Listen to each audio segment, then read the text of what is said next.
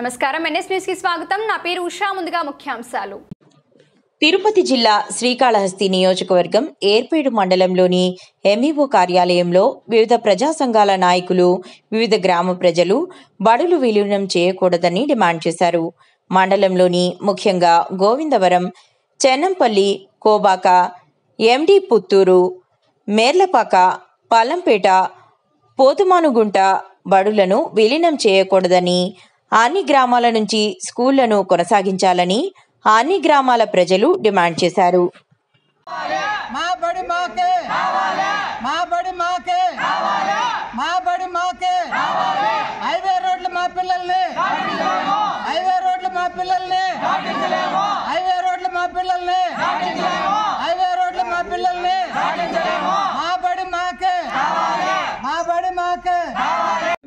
MEO Dayakar గారు అర్జీ తీసుకుందాం సిద్ధంగా కానీ లేరు. అసలు మేము పెద్ద నుంచి ఉన్నాం ఇక్కడ, మమ్మల్ని చూసే బయట వెళ్ళిపోయినారు.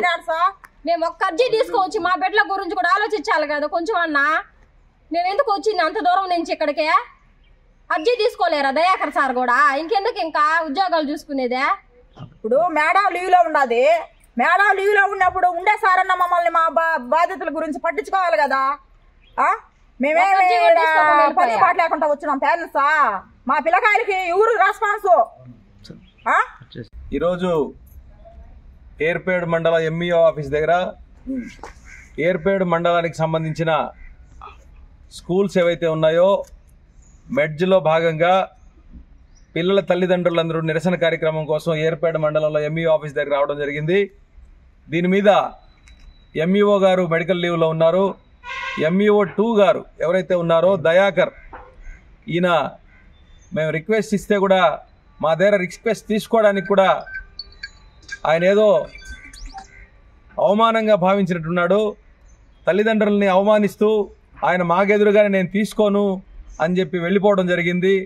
దీన్ని తీవ్రంగా ఖండిస్తూ ఉన్నాం. ఏర్పేడు మండలంలో నిజానికి ఎవరు మాట్లాడరు అనే ఒక ధైర్యంతో ఈ విధంగా చేస్తూ ఉన్నారని చెప్పేసి ఈరోజు ఎంఈఓ గారిని మేము అడుగుతా ఉన్నాం. ఇంత అన్యాయంగా ప్రవర్తించడం సరికాదు. ఈ విషయాన్ని మేము డిఈఓ గారికి తెలియజేస్తాం, కంప్లైంట్ చేస్తాం, అవసరమైతే కలెక్టర్ దగ్గర కూడా కంప్లైంట్ చేస్తాం. ఏదైతే పిల్లల తల్లిదండ్రులను అవమానించే విధంగా మా దగ్గర అర్జీ కూడా తీసుకోవడానికి సిద్ధంగా లేదా ఈ ప్రభుత్వం అని చెప్పేసి ఈరోజు అడుగుతా ఉన్నాం. కాబట్టి ఈరోజు వచ్చిన కార్యక్రమాన్ని విజయవంతం చేస్తూ వచ్చిన ఈ తల్లిదండ్రులందరికీ కూడా పేరు పేరుల ధన్యవాదాలు తెలియజేస్తాను. అదేవిధంగా ఏదైతే మెర్జ్ చేస్తున్న స్కూల్స్ ఏవైతే ఉన్నాయో కొనసాగించాలని చెప్పి డిమాండ్ చేస్తానో, కాని పక్షంలో జిల్లా మొత్తంలో అన్ని స్కూళ్ళ తల్లిదండ్రులని ఒకచోటు చేసి జిల్లా లెవెల్లో కలెక్టర్ ఆఫీస్లో పెద్ద ఎత్తున ఆందోళన చేస్తామని చెప్పి ఏమాత్రం వెనక్కి తగ్గమని చెప్పి ఈ సందర్భంగా హెచ్చరిస్తా ఉన్నాం. అదేవిధంగా ఏదైతే దయాకర్ గారు మమ్మల్ని చూసి వెళ్ళిపోయారో ఆయన చేరికైనా అర్జీ ఇస్తామని చెప్పేసి మాకు కాదు అవమానం మీకే అని చెప్పేసి ఈ సందర్భంగా తెలియజేస్తా ఉన్నాం.